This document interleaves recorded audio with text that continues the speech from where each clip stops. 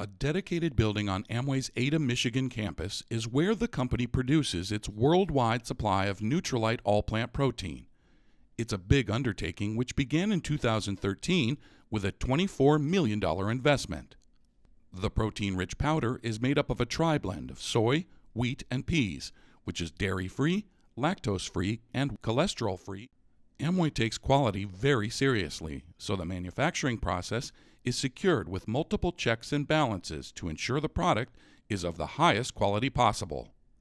The process begins with large bags of soy weighing over 500 kilograms. Machine operator Dante Aker explains what happens next. Well, this is our blending operation up here where we mix all the powders up, blend them up. When we do the soy, we pull it from our bulk transfer system, which is located on the first floor, and it comes all the way up to the third floor.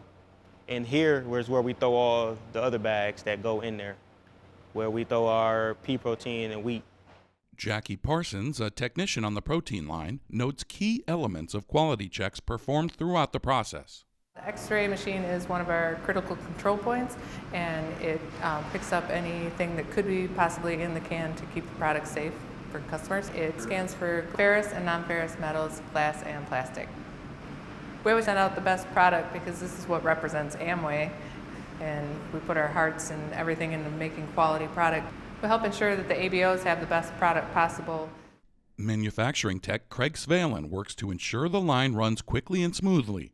After the all-plant protein is filled, Svalen focuses much of his attention on the look of the container. Each country has its own label, so you got to make sure that you have the correct artwork. We're busy all the time with the APP canisters.